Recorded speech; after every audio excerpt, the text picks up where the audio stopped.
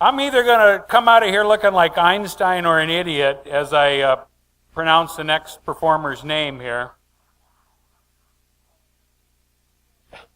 Okay, here we go. Born in Astoria and raised in the lower Columbia region, Victoria Pitkinen Stoppiello. Whoa. Well, she has lived in Berkeley, Boulder, and Portland before moving to the Northwest Coast in 1985. Since 1996, she's been an essayist, news and feature writer for the Chinook Observer, the North Coast Citizen, Hip Fish, and the no longer publishing Upper Left Edge. Her collection of essays, The South of Sand Island, Reflections on Fish, Fins, and Finding Out About Family in the Lower Columbia, that's 4 F's in that sentence, was published in 2016. She currently lives near the North Fork of the Nehalem River. All right, please welcome Victoria.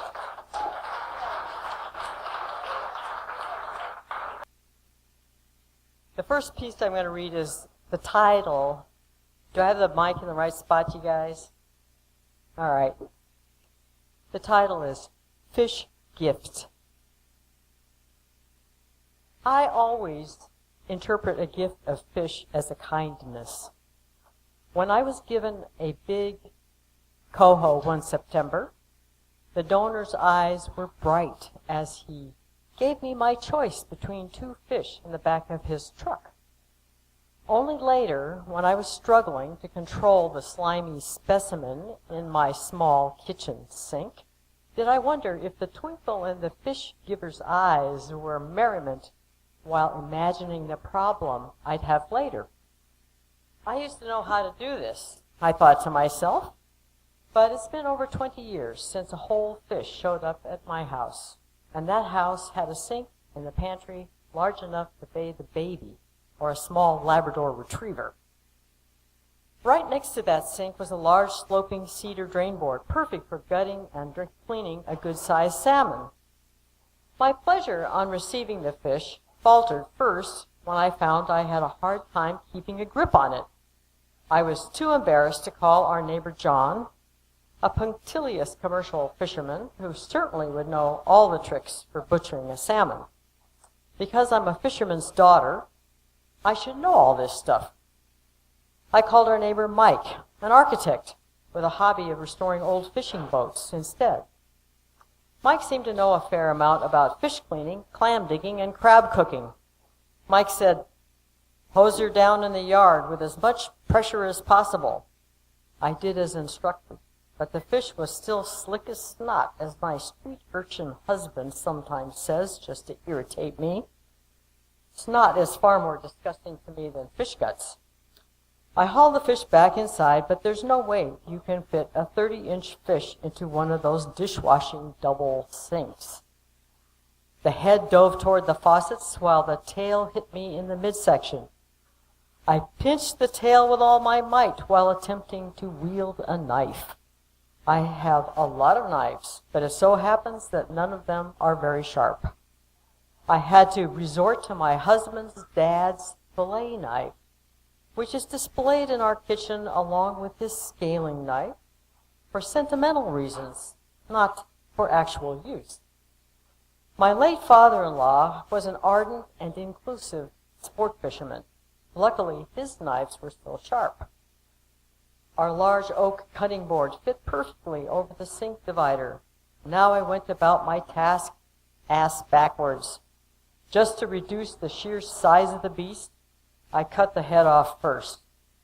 Hopefully the gods of fish cleaning karma would excuse this obvious disrespect. Next was gutting the fish, but no matter how I tried to maneuver, it seemed I'd make a mess of most of the kitchen. Reviewing my options, I put the cutting board and fish into the shower.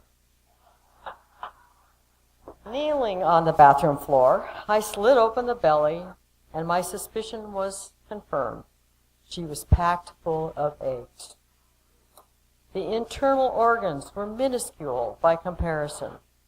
I held what I believed to be the heart, a tiny, firm pyramid. I was awed by what it represented. We speak of someone being big-hearted as in generous, soft-hearted as in sentimental, or having a lot of heart, meaning able to struggle through difficulties. The salmon's heart was neither soft nor large, yet it powered the fish through a life cycle that we all identify as heroic in the best sense of the word. The eggs were another matter, soft, red, multitudinous. It seemed a shame they weren't going to be laid on a gravel stream bed, or at least turned into caviar. The old-timers in my mom's family didn't throw anything away. The head went into fish head stew, the blood into some kind of patties only my grandfather would eat, and the eggs got cured for eating on hardtack. I admit I liked them. I called Elma, a neighbor and source of old-time fish cooking lore. She associated fish head stew with the Great Depression and never heard of eating salmon eggs. I'm not one to waste anything. I could boil up the head and at least eat the bits of salmon sheets. Would I have the courage to eat a salmon eye? Something that repulsed me as a kid? One of my cousins says if you tackle your fears, you're stronger in the long run. Yet that's a challenge I'm not up to. I'm an omnivore for sure, but fish eyes are on my short list of forbidden foods, along with hot dogs and Cheese Whiz.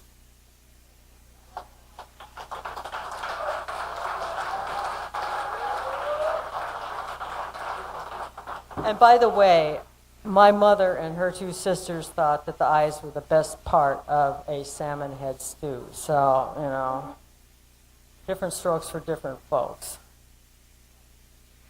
Okay, this next one was written in 2002, and I want you to hold on to that notion as you hear this. And the title is The Real Issue, but it's a funky title. It's not very descriptive, so I'll just go for it.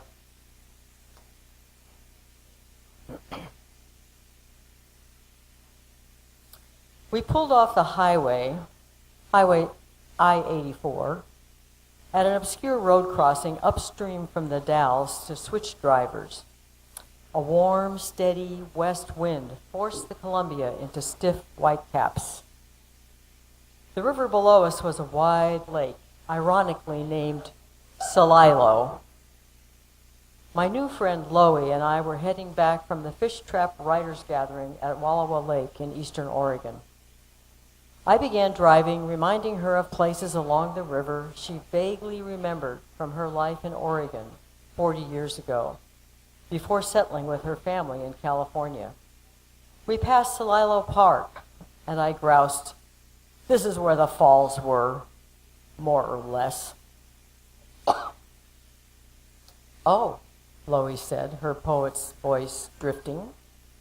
"I read a beautiful piece by Craig Leslie in his book, River Song, describing the elders watching the water come up." "It was a crime," I said, "a desecration." Anger tightening my diaphragm, moving up my chest and out my arms to my elbows. Hot tears came to the corners of my eyes, but I reminded myself I was driving and I needed to stay focused. "Damn it anyway, did you ever see the falls?" I asked Loie. "Only once, from the highway," she said. "I visited once," I said. "My mom and grandparents and me, we drove here and my grandparents bought fish from the Indians. I'm guessing it was to see if one last time before the falls were inundated. A pilgrimage. People in my family thought it was the wrong thing to do. They may have thought the Indians were weird, living in shacks, but it was still wrong. Maybe it was because some of my mom's relatives were also fishing people. Then we came to the Dalles Dam. "There it is, the damn dam," I said. "This is it?" Loie said softly, "Way down here?" "Oh, of course, it backed the water up to the falls." Another story came out of me. "My husband," I said, referring to a person Loie hadn't met yet, "is from New Jersey, where he was an avid fisherman of all sorts, trout fishing in little brooks in northern New Jersey. surf fishing at the shore, snapper fishing from jetties. He'd seen pictures of Stoppiello. When he moved to Eugene, he quickly planned a trip to see it. When he told his new friends, they looked at him like he wanted to see a dead person. "Don't you know?" they said. "Know what?" he replied. "They're gone." "Can't be." "Oh yes, they're gone, covered by water, by a reservoir." Disappointment doesn't quite describe Anthony's feeling about it. Astonishment and regret are more like it. Perhaps this is a small thread of his motivation to work on energy issues, to figure out ways to do things without having to rely on hydroelectricity. Of course, I'd like to have fewer dams too, so we could all have more salmon. There's an economic and traditional angle on my part. Even a non-fishing member of a fishing family, like me, clings to the tradition of fishing rivers, fishing as a possible way of life. One of my favorite dam dissembling projects would be breaching the lower Snake River dams in order to maximize our chances of saving Idaho runs of salmon and steelhead. Of course, many politicians, government officials, and industrial users are afraid of this possibility. Not because the 4 snake dams are a big producer of electricity or even a major contributor to the Northwest's economy. No, they're afraid of the specter of Stoppiello, a shadowy possibility rising from the dead, looming like a thundercloud. If we take down the Snake River dams, then obviously we can conceive of removing the Dalles Dam too. But what a sign of hope and healing that could be. When we reached my friend Marnie's house in Portland for the night, it was a pleasure to introduce my new friend to my old friend. Loie and I told tales of the writer's workshop and recounted our drive into sunset along the Columbia River. I told Loie earlier, but wanted to repeat it to Marnie. One thing I want to see before I die is Stoppiello uncovered. Lots of people do, Marnie said. Yes, I said. They mention it, not just in quiet places like this, but out in the open at public meetings. That's what the power people are afraid of. The drumbeat to breach the lower Snake dams is a little tap, tap, but underneath there's a slow, deep tone of another drum to uncover Stoppiello, to remove the Dalles Dam, that damn thing.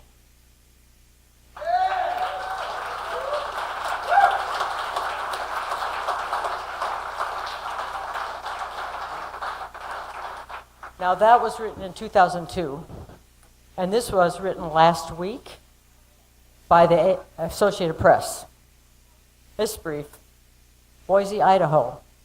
An Idaho utility is challenging a decision by federal regulators rejecting its request to negate an Oregon law requiring fish passage as part of relicensing for a hydroelectric project on the Snake River.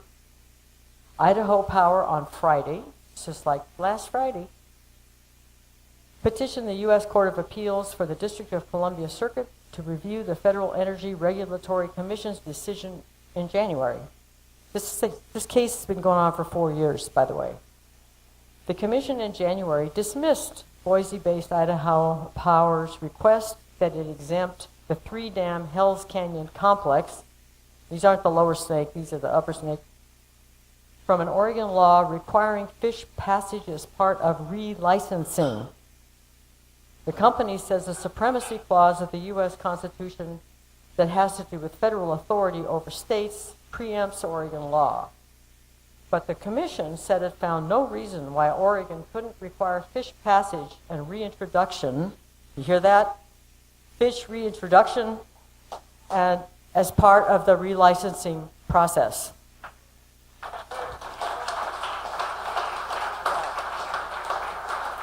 We need more politics on this issue.